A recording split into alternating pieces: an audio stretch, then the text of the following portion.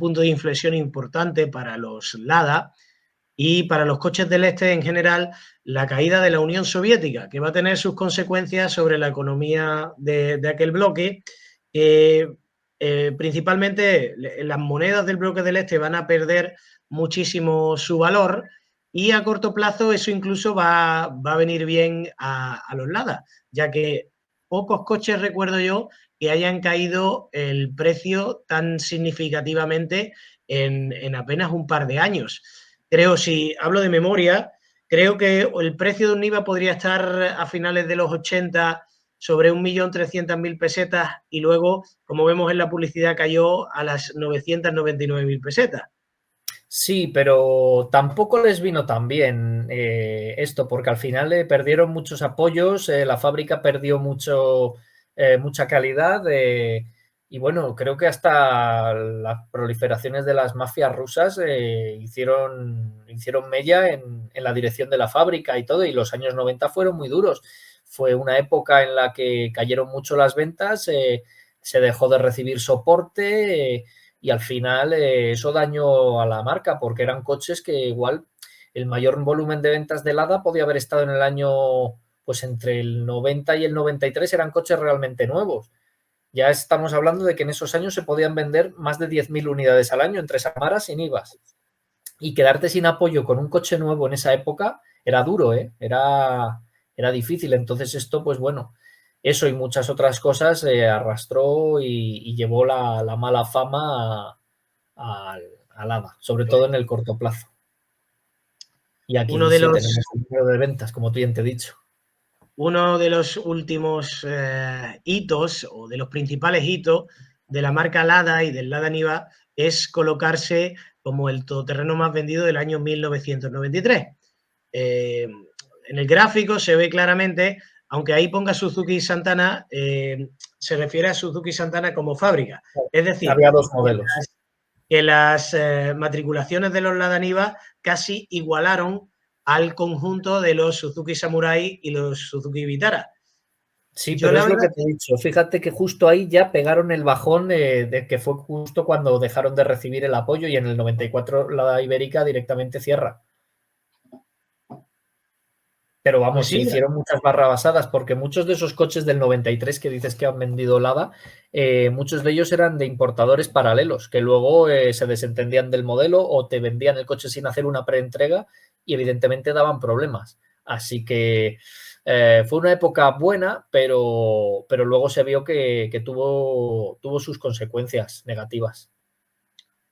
a mí me han comentado que el tema de los importadores paralelos surgió sobre todo tantos importadores paralelos porque a la caída del rublo decían que un Lada Niva lo compraban, digamos, antes de los importadores, lo compraban en la fábrica de Lada por 300.000 pesetas. Sí, a ver, yo el origen ese no lo sé, pero tiene todo el sentido. Yo siempre había oído que eran excedentes de Europa, eran coches que igual se habían comprado eso, pues a un precio baratísimo, se habían comprado en Francia o en otros países, sobraban y los tenían que colocar.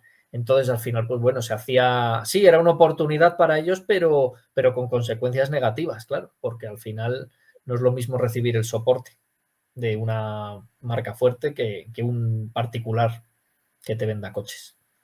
Tras la caída del bloque soviético, tras la caída del muro de Berlín, la relación entre las fábricas occidentales y las empresas occidentales y las empresas del antiguo bloque del este va a ser cada vez más fluida. Y muchos fabricantes del bloque del este van a buscar lazos con los fabricantes de Occidente.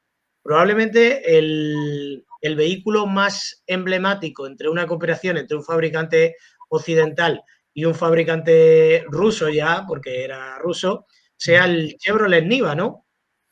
Sí, claro, esto ya fue en colaboración con General Motors.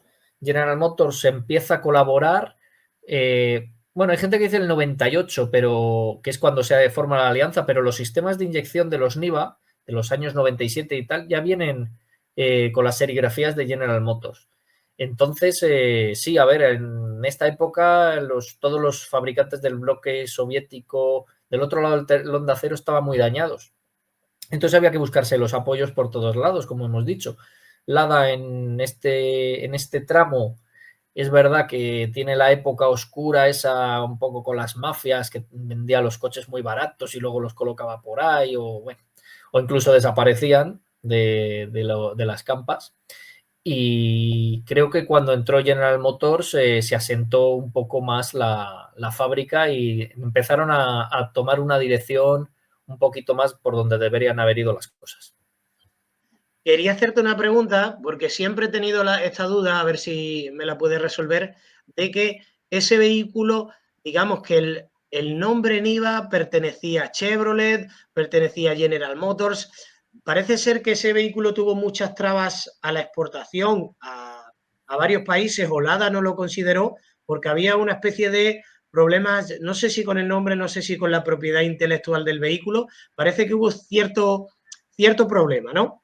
Sí, sí, yo eso es lo que siempre he oído. Fue un problema casi de derechos y que bueno, el Niva al final, que el tradicional, el que conocemos, perdió el nombre por eso, ¿no? Que fue llamado luego Lada 4x4 y en España pasó algo similar porque los derechos de importación los tenía Lada Ibérica y cuando la empresa se fue, cerró, se formó parte de una del grupo Berger, que al final ellos tenían los derechos de importación y tampoco, y fue igual la inexperiencia que tenían los rusos en estos temas más burocráticos de cómo se hacen las cosas en Occidente, hizo que perdieran los derechos de sus propios nombres y en España, pero solo en España, porque le pasó, y en España los Lada no pueden llamarse Lada, empezaron a llamarse Baz, recordaros la época. Y con el Niva pasó algo parecido. El Niva ya no se llamaba Niva, se llamaba 214 y 215.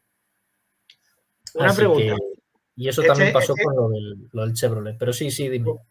una pregunta de este coche. Como hemos visto, la ADA y los coches del este son especialistas en recarrozar sobre una base mecánica anterior.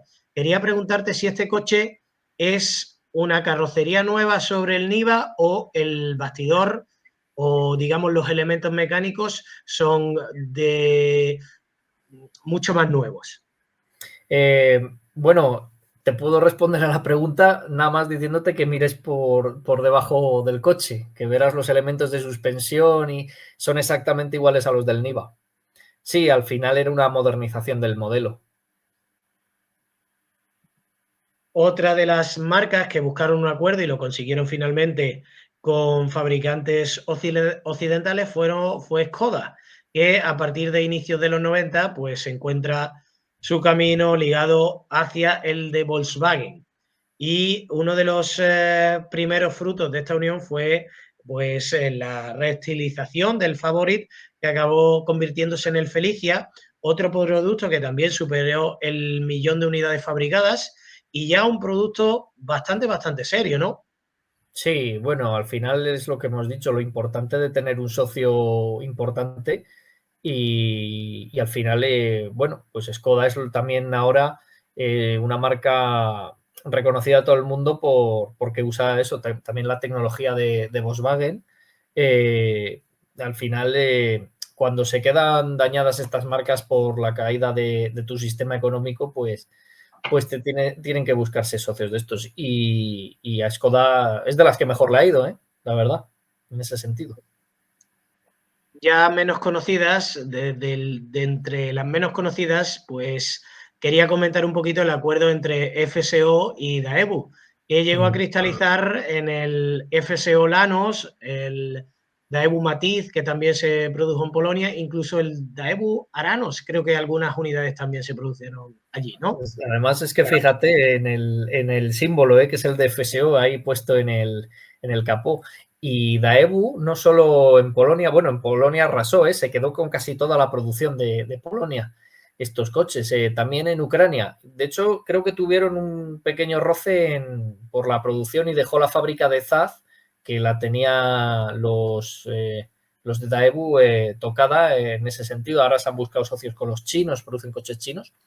Pero sí, sí, Daewoo, fíjate que para estar dañada en esa época, con la crisis asiática del 98, aún así se buscó se sacó las castañas del fuego con Polonia y compró muchas de las fábricas, la FSO, la FSC, con las Daewoo Lublin, no sé si las recuerdas, esas furgonetas Pues, así Daewoo raras, que eran polacas, al final se hicieron con todo. Bueno, Daewoo no fíjate, deja de ser parte de General Motors en esa época.